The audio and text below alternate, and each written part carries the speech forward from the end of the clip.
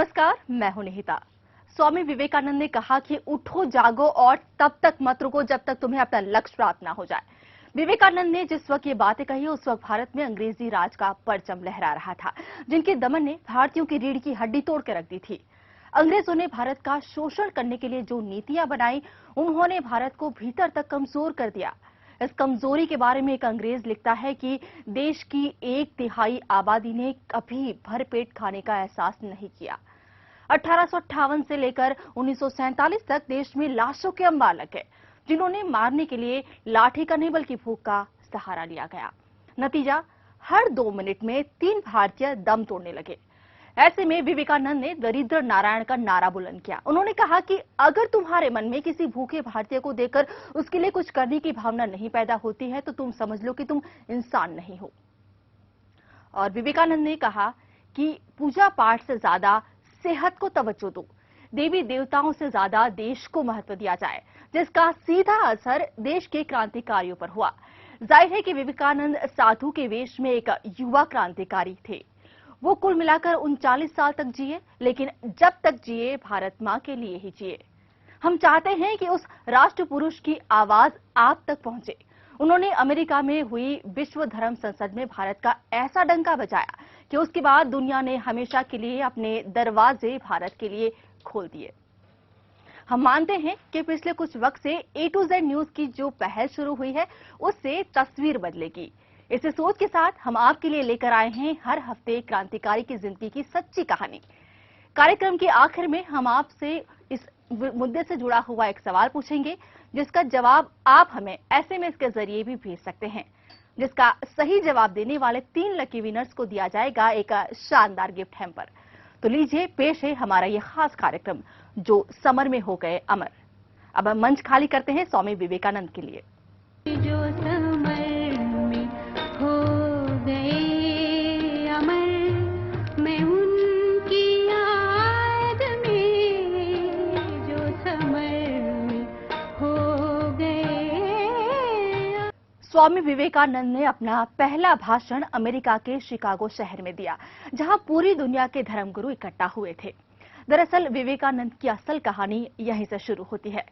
तो आप हो जाइए तैयार विवेकानंद की उस ओरिजिनल आवाज को सुनने के लिए जो 116 साल पहले अमेरिका में गूंजी थी।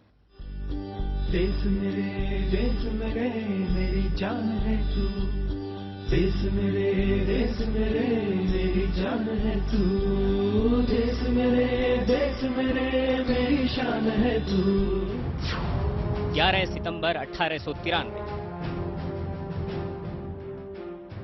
ये वो तारीख है जो मेरे लिए नहीं बल्कि पूरे भारत के लिए ऐतिहासिक सिद्ध हुई।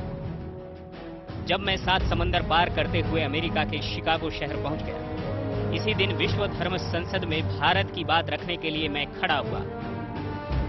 मैं पहले ही कह चुका हूं, इस मंच से उठी आवाज सिर्फ मेरी आवाज नहीं थी, वो पूरे भारत की आवाज थी। मुझे मंच संचालिका ने अपनी बात रखने के लिए आमंत्रित किया। Ladies and gentlemen, welcome to the afternoon session of the opening day today, the 11th of September, 1893. We now introduce you to Swami Vivekananda from India and request him to address us. मैं खड़ा हुआ। ऐसा लगा जैसे मेरे साथ ही सैकड़ों वर्षों से सोया हुआ भारत लंबी नींद से जागकर खड़ा हो गया हो। ये आवाज पूरी दुनिया ने सुनी। Sisters and brothers of America.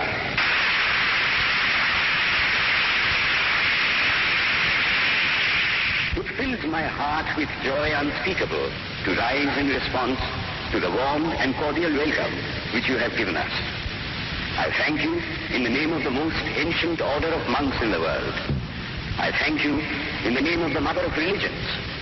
And I thank you in the name of the millions and millions of Hindu people of all classes and sects. My thanks also to some of the speakers on this platform who, referring to the delegates from the Orient, have told you that these men from far-off nations may well claim the honor of bearing to different lands the idea of toleration. I am proud to belong to a religion which has taught the world both tolerance and universal acceptance. We believe not only in universal toleration, but we accept all religions as true. I am proud to belong to a nation which has sheltered the persecuted and the refugees of all religions and all nations of the earth. I am proud to tell you that we have gathered in our bosom the purest remnant of the Israelites who came to southern India and took refuge with us in the very year in which their holy temple was shattered to pieces by Roman tyranny. I am proud to belong to the religion which has sheltered and is still fostering the remnant of the grand Zoroastrian nation. I will quote to you, brethren, a few lines from a hymn which I remember to have repeated from my earliest boyhood, which is every day repeated by millions of human beings.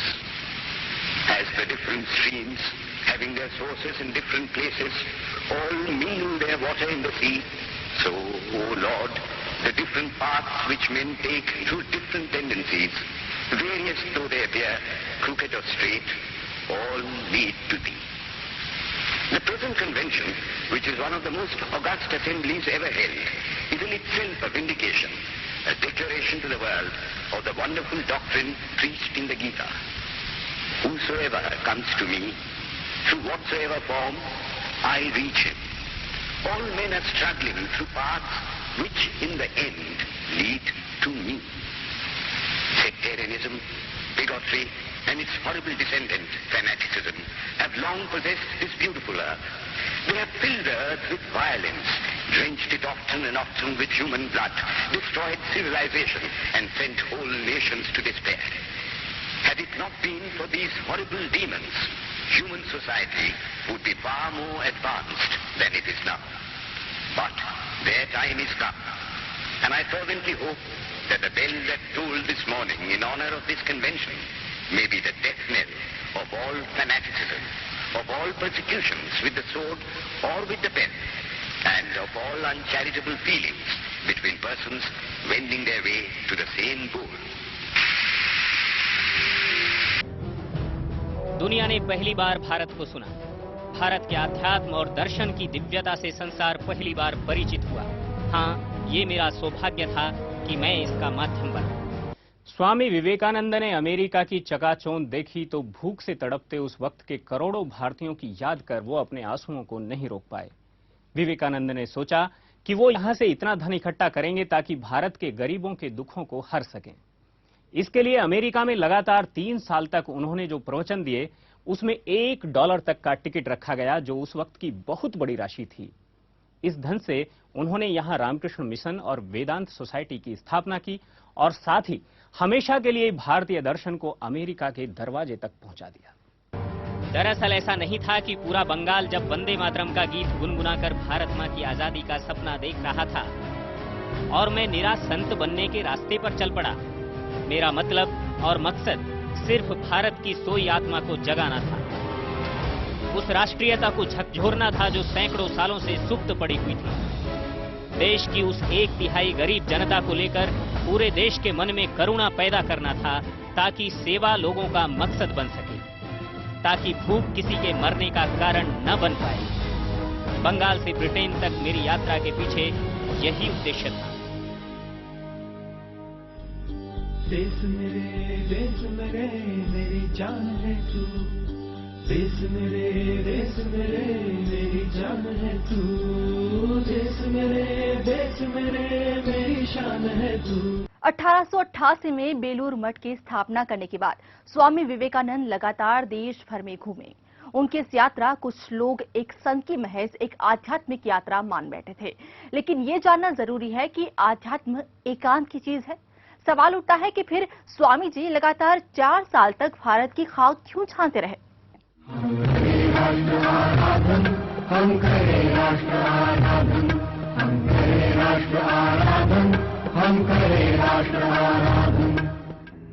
America से आगे की यात्रा शुरू हो उससे पहले मैं आपको अपने उस जीवन के बारे में बताना चाहूंगा जो मेरे गुरुदेव के साथ बीता था। मैं उस प्रभु का सेवक हूं जिसे अज्ञानी लोग मनुष्य कहते हैं। ये सीख मुझे मेरे गुरुदेव से ही प्राप्त हुई। मैंने उन्हीं में राम को देखा, उन्हीं में कृष्ण को। वो सचमुच राम कृष्ण थे। शायद कुछ संस्कार मुझे मेरी मां से विरासत में मिले थे। वो शिव भक्त थीं। काशी में भगवान विश्वनाथ से उन्होंने मुझे मांगा था। गरीब और असहाय लोगों को देखकर मेरा दिल पसीज जाता था। मेरे पास कुछ रहे या ना रहे, लेकिन किसी भूखे नंगे के शरीर पर कपड़ा ना देखकर मैं बिन मांगे ही उसे देने के लिए दौड़ पड़ता था। मां बचपन में बिले कहकर बुलाती थी। स्कूल में नाम लिखाया गया नरेंद्र दत्त, लेकिन जैसे ही गुरु कृपा हुई वैसे ही नरेंद्र से सीधे विवेकानंद बन गया। गुरुदेव ने जैसे ही मुझे स्पर्श किया, एक पल के लिए मेरे शरीर में बिजली सी कौंध गई। अगले ही क्षण गुरुदेव ने कहा, बेटा मैं तो कंगाल हो गया। वो अपना सब कुछ मुझे सौंप चुके थे। ये उन्हीं की कृपा थी कि कम समय में बहुत कुछ हो गया।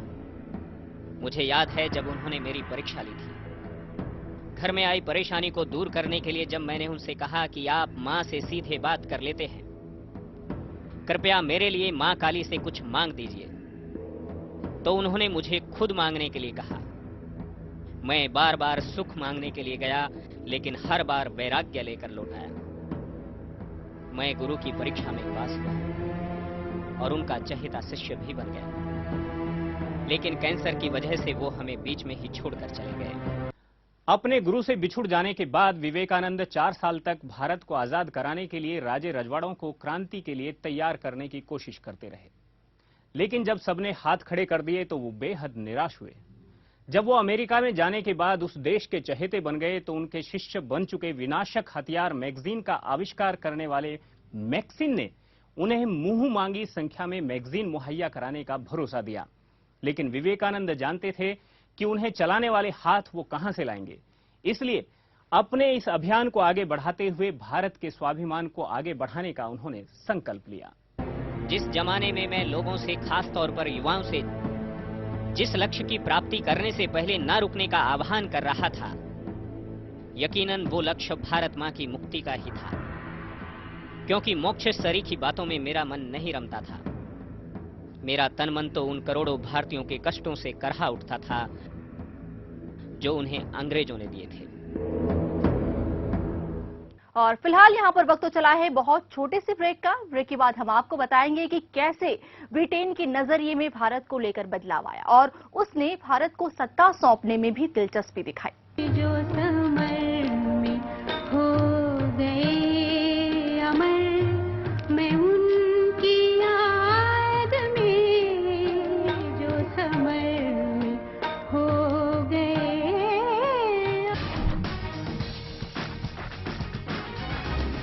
जो समर में हो गए अमर, मैं उनकी याद में जो समर में हो गए। विवेकानंद अमेरिका में लगातार 3 साल तक रहे।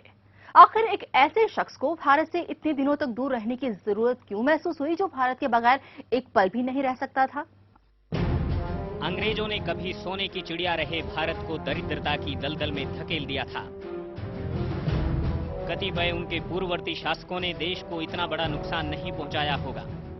जैसे कि मैं आपको बता चुका हूं कि भारत मां की मुक्ति के लिए मैंने लगातार 4 साल पूरे देश की नब्ज टटोलने में लगाए, लेकिन मुझे जल्द ही पता लग गया कि राष्ट्र स्वाभिमान शून्य हो चुका है।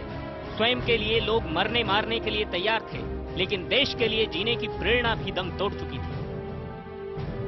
कुछ एक क्रांतिकारियों को छोड़ दें तो ऐसा लगता था कि जैसे राष्ट्र मृत्यु की देवी का वरण करने जा रहा।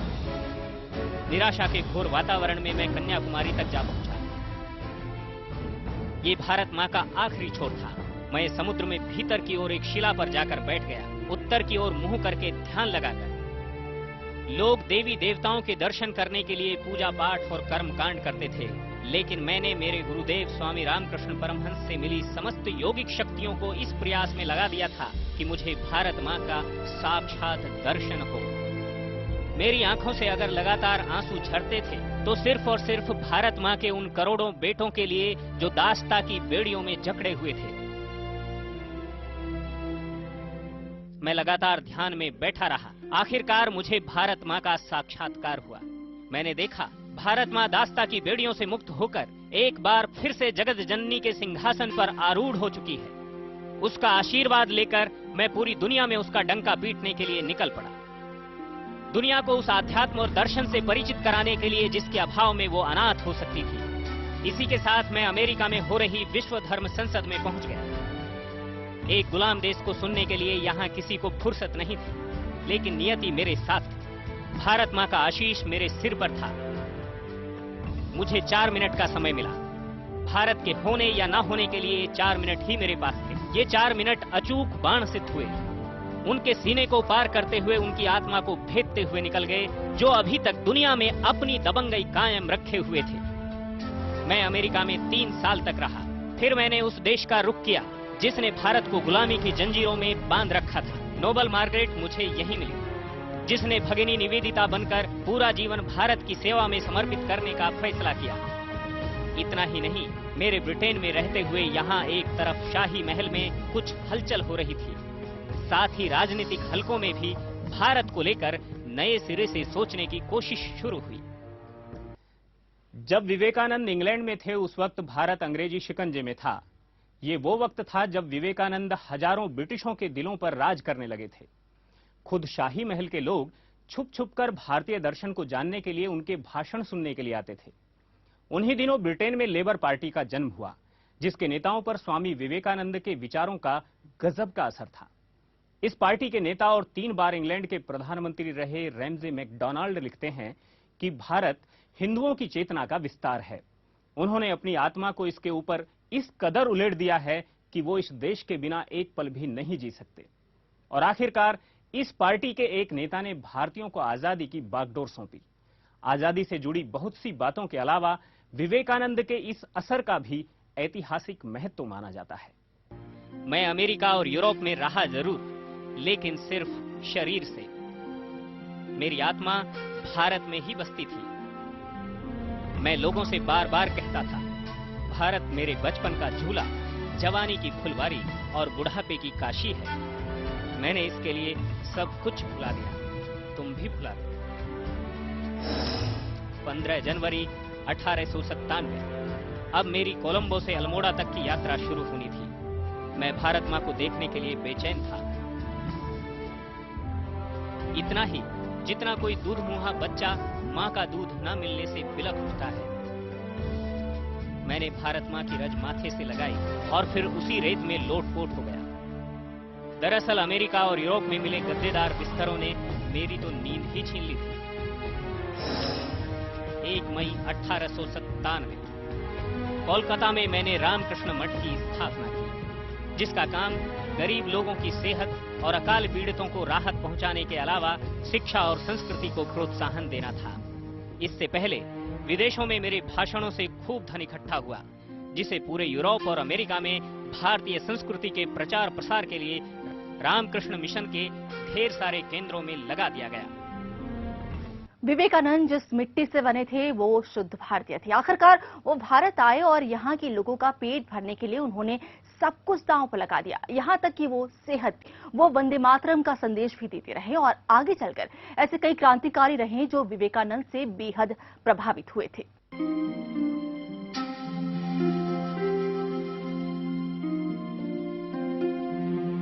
2 साल बाद मैं एक बार फिर विदेश प्रवास पर निकला। कुछ समय इंग्लैंड में बिताने के बाद अमेरिका आ गया। यहाँ सैन फ्रांसिस्को, न्यूयॉर्क में वेदांत सोसाइटी की स्थापना की। लेकिन लगातार देश और दुनिया की लंबी समुद्री यात्राओं ने मुझे थका दिया था। मेरा शरीर मेरा साथ नहीं दे पा रहा था। मैं वापस आ गया। स्वास्थ्य लाभ के लिए दार्जिलिंग, अल्मोड़ा और बेलूर मठ में रहा। मुझे एक ऐसे विवेकानंद की तलाश थी जो मेरी आयु को जी सके। मुझे एक ऐसे तेज पुंज का दर्शन मेरे लाहौर प्रवास में हुआ। नाम था प्रोफेसर तीरथ राम। ये लाहौर डीएवी कॉलेज में गणित के प्रोफेसर थे। लेकिन ज्योत से ज्योत जली तो तीरथ राम वेदांत के महान प्रचारक स्वामी राम तीर्थ हो गए। बुद्धि में आद्य गुरु शंकराचार्य के समान थे तो करुणा में भगवान बुद्ध के समान। वो मेरे अधूरे काम को पूरा करने के लिए अमेरिका निकल गए। मैं आश्वस्त हो गया कि संस्कृति के समर में जो विजय अभियान शुरू किया गया है वो अब जारी रहेगा। 4 जुलाई 1902 मेरी आत्मा अब इस शरीर को छोड़ने की तैयारी कर चुकी थी। बालों के गुच्छे अचानक से सफेद होने लगे। चेहरे पर इतनी झुर्रियां अचानक से आ गईं जैसे शरीर ने उम्र पूरी कर ली। मैं बेलूर मठ में था। शिव भक्त मां भुवनेश्वरी देवी की आंखों के सामने ही उसका विलय शरीर छोड़ने जा रहा था। उनके लिए शायद बहुत बड़ा कष्ट होगा, मेरे से भी ज्यादा।